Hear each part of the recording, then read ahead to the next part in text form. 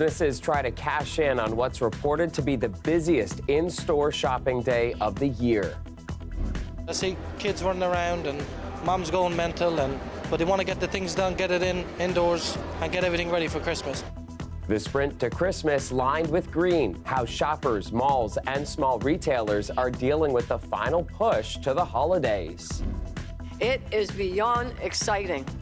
Plus, leaping over a housing hurdle, the Prime Minister joins the mayor to announce $500 million in federal funding to build housing units in Toronto. RMPs, give us subway trains. And leveraging holiday cheer to pressure the feds to cover more transit funding, too. Why a TTC budget that includes freezing fares also hinges on federal money.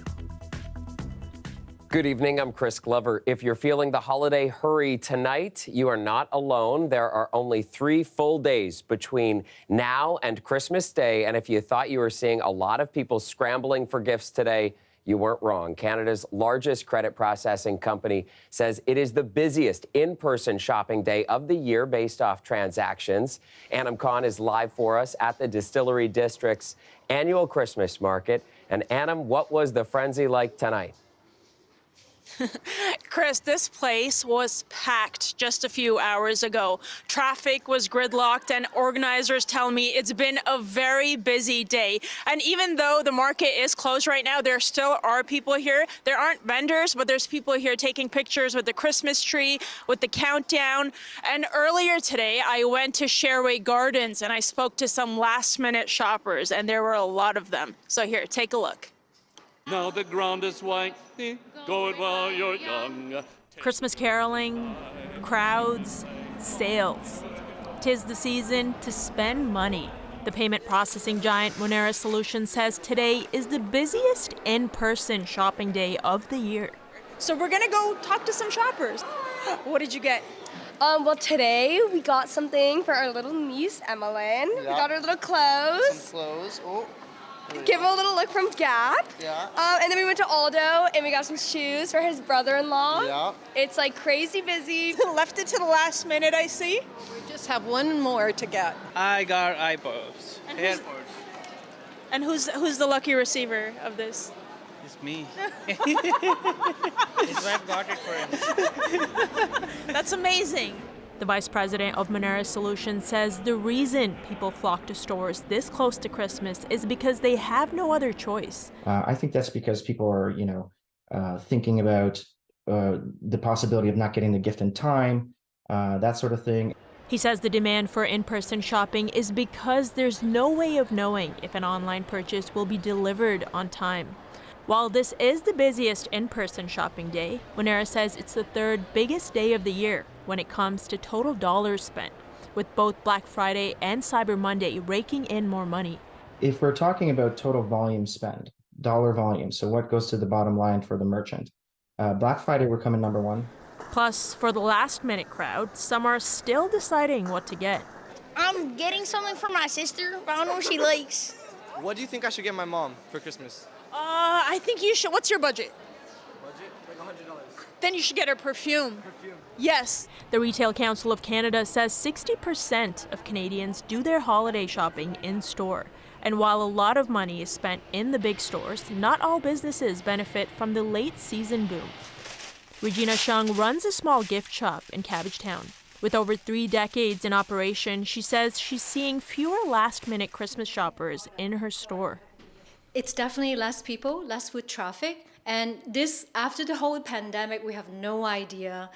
This is actually kind of a new world. We can't really predict when it's rush hour, when it's our busiest day.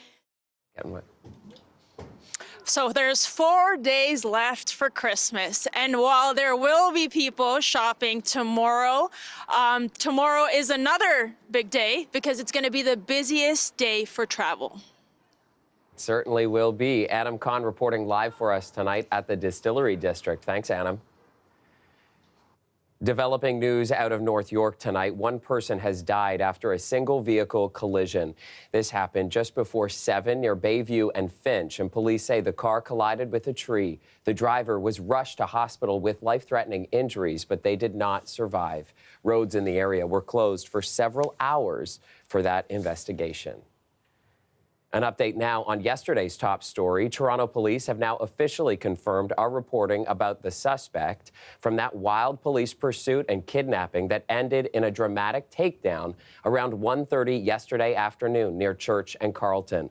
Police say they've arrested 47-year-old Jim Kalazovsky. He's been charged with 12 different offenses, including kidnapping and assaulting a peace officer.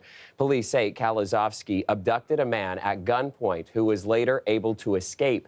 The stolen U-Haul was followed by police until they were able to safely stop it in the downtown. Kalazovsky is accused of being involved in the stabbing of an off-duty officer 2 weeks ago, and police say that officer was trying to intervene as 3 people robbed a Best Buy.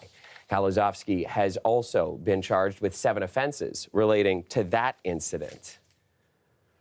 And taking you back to an Etobicoke apartment complex, police announcing 2 suspects have been charged following a multi-car collision on Monday. You might remember the crash footage from the scene outside the building near Ava Road and Highway 427. Well, new video released today shows members of the Provincial Carjacking Task Force attempting to box in the suspect vehicle as it tried to escape. The suspects crashing violently into the police cars before rolling their vehicle. The 2 arrests announced today actually follow an investigation into 3 break-ins from earlier in the month, where cars were stolen from each location. 18-year-old Rashid Zolmeh and a 16-year-old police can't name under the Youth Criminal Justice Act have both been charged. Next to a major move to tackle the city's affordability crisis, after months of negotiation, Toronto has secured nearly $500 million in federal funding to build housing. We were there as the mayor and prime minister announced the deal today at an East End construction site. Things are looking up when it comes to Toronto housing, was the message from Mayor Olivia Chow today as she toured with the Prime Minister a 900-unit housing project under construction, announcing a major deal had been struck. With this new federal government support, the city will be able to build more affordable housing just like this project. It is beyond exciting. The deal means the city gets $471 million from Ottawa, part of its Housing Accelerator Fund. With the cash, Toronto plans to fast-track nearly 12,000 homes over the next 3 years and 53,000 over the next decade. Trudeau says the housing agreement is about more than just building units. But it's also about changing the rules around densification and zoning so that more and more units can be built independently of the federal government. But the feds say getting to this point wasn't easy. And when it came to the City of Toronto, literally the country's largest city with the slowest permitting process anywhere in Canada, we realized the initial application was not up to snuff. Toronto City Council applied for the money multiple times, the city ultimately agreeing to relax some building regulations, including allowing multiplexes of up to 4 stories and 4 units. Toronto also agreed to put more affordable rental units near transit. The city will have no problem meeting any conditions because we want to build housing faster. We want to simplify the approval process. City Council also agreed to consider in the new year increasing the building regulation limit of 4 units up to 6. It'll also take action to address renovictions, where landlords evict people under the guise of home repairs or upgrades. Combine the new $500 million from the feds with $350 million for housing from the province, and Toronto is building the momentum it needs. But advocates say it's still just a start.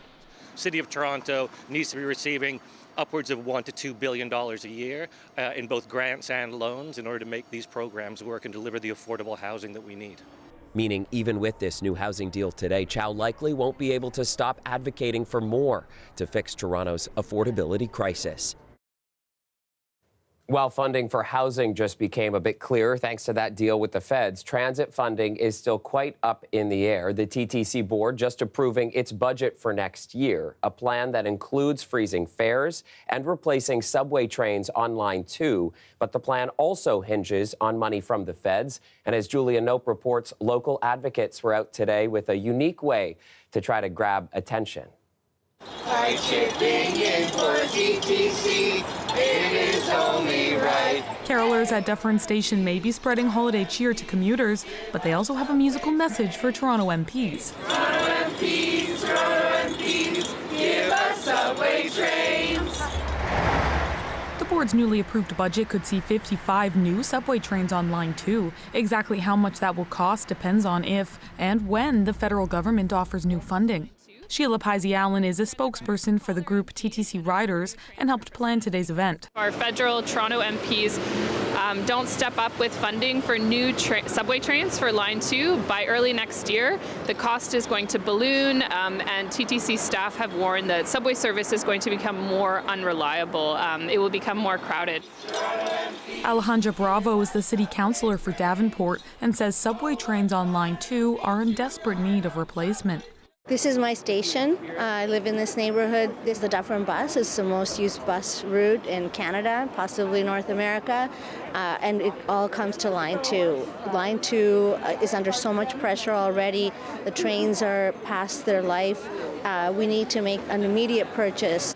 The $2.6 billion budget will also freeze fares at their current rate, which is $3.35 for adults.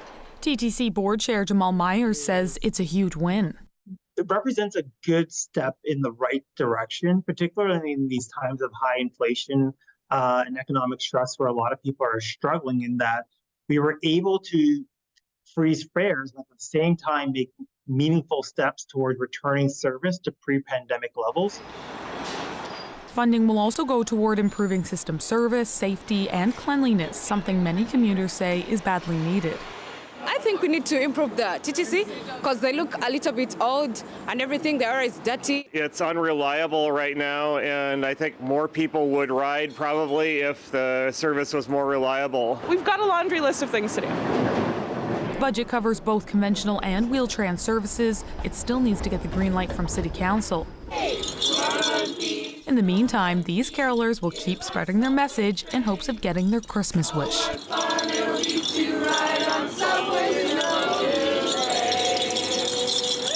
Julia Nope, CBC News, Toronto. And a bit of good news for GO Train and Up Express riders. Metrolinx announcing service increases are coming this new year. Starting January 7th, late-night service returns to the Up Express. Trains will run until 1 a.m. both ways, 7 days a week. Metrolinx also saying Milton Line GO trips will be 10 minutes faster with maintenance work along the route completed. The transit agency is also increasing the length of some trains on the Kitchener line to meet demand. And starting January 6th, several GO bus routes will be reinstated to accommodate the return to school, including routes serving post-secondary institutions that were reduced during the holiday season. Cold night to move around tonight, -4 with a wind chill of around -10 right now as we look live at the city. Let's turn to Nick Cernkovich for a first look at our weather forecast. Nick, feeling quite a bit colder tonight. Well, Chris, a little cooler today than what we've been used to over the last few days anyway, and we'll start with our daytime highs of 2 degrees. That happened last night. The temperatures fell through the overnight and they never recovered through the day. Daytime highs, or afternoon temperatures rather, sitting around -3, -4 degrees. And that's where we'll be through tonight as well. Bit of cloud cover in place for tonight. We'll see some sunny breaks as well tomorrow, but system pushing into the GTA is going to do two things. Number one, it's going to bring some warmer temperatures into the weekend. Number two is it is going to bring with it some rain showers, mostly for Saturday. For tomorrow, though, just a mix of sun and cloud to mostly cloudy skies at times, follows -4 tonight, +1 for tomorrow. It does get quite a bit warmer, though, heading into Christmas Day. We'll have your full forecast coming up in just a bit. Yeah, not the kind of news a lot of kids wanted for Christmas Day. All right, thank you, Nick. The plight of refugee claimants stuck sleeping on city streets has been a major story this year. Philip Lee Shannock takes a look back at who's been trying to help. Then we have the different offices. It started in a small church in a strip mall and spread to a bank, restaurant, and offices above. By word of mouth, asylum seekers found their way here to get a hot meal, some winter clothes, and a place to rest. For some reason, when they say they don't have anywhere to go, some of the cab drivers know where we are, and they're actually bringing them to us. The church opened its doors in the summer after city shelters began turning away refugee claimants who ended up on the street. It was supposed to be a temporary fix. We knew it wasn't sustainable, don't get me wrong, but we thought we were going to be getting some type of help. Now they're out of money, in debt, and say they have to shut down in a week, leaving those who rely on the shelter facing an uncertain future. Actually, I don't really have nowhere to go. Now they're spreading the word that asylum seekers should look elsewhere. It says closed for new intake, but while we're here, a family of 4 arrived and they weren't turned away. But that may change soon. Without further funding, organizers say they'll have to close for good just after Christmas. While not all asylum seekers need help finding shelter, the NDP leader says the situation is dire and the federal government needs to step in. They're not shelters, but churches have stepped up and provided places for people, and they've stretched themselves and their budgets to the limit. Organizers would like to keep their doors open. I'm hoping for a miracle. They're scrambling to get as many into the federal refugee system as possible, or they will have no recourse but the city shelter system, which is already turning people away. Philip Lee Shannock, CBC News, Toronto. Hey, welcome back. There is major fallout to tell you about tonight over City Council's decision to rename Yonge Dundas Square. 2 members of the square's management team have resigned, and they say they were left out of the decision to rename the landmark to Sankofa Square. And as Tyler Cheese reports, even some councillors are now questioning the extent of public input. It's one of the busiest spots in the city, and it's getting a new name, Sankofa Square.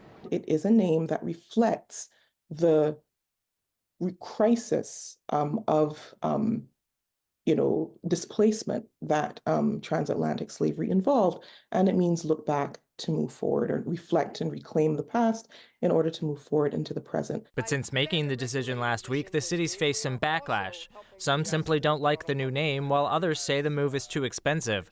But there's another crowd that says the city didn't follow proper procedure in making the decision and that the public wasn't consulted enough. Public consultation is an essential prerequisite for legitimate public decisions.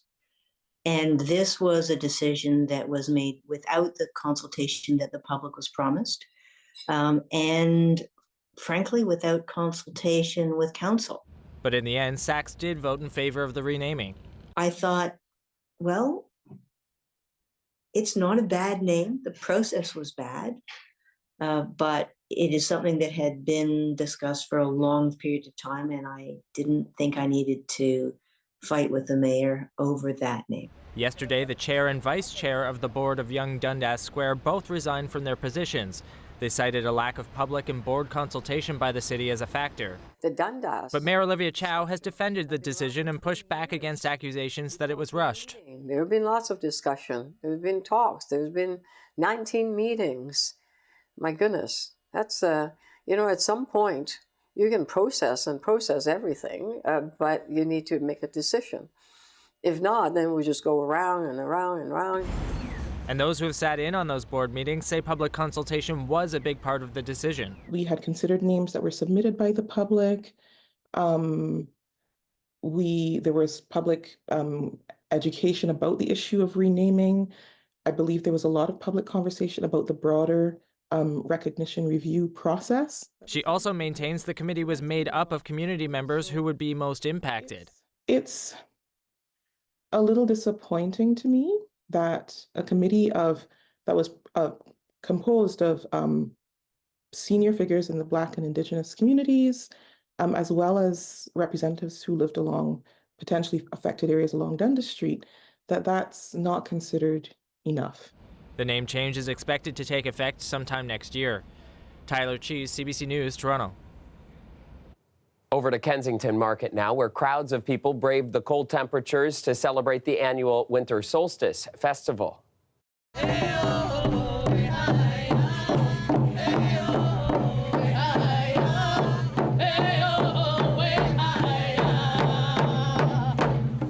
Looks pretty packed. The festival started more than 3 decades ago and celebrates the first day of winter and the longest night of the year, which of course made today the shortest day of the year. So the good news is the days only get longer from here.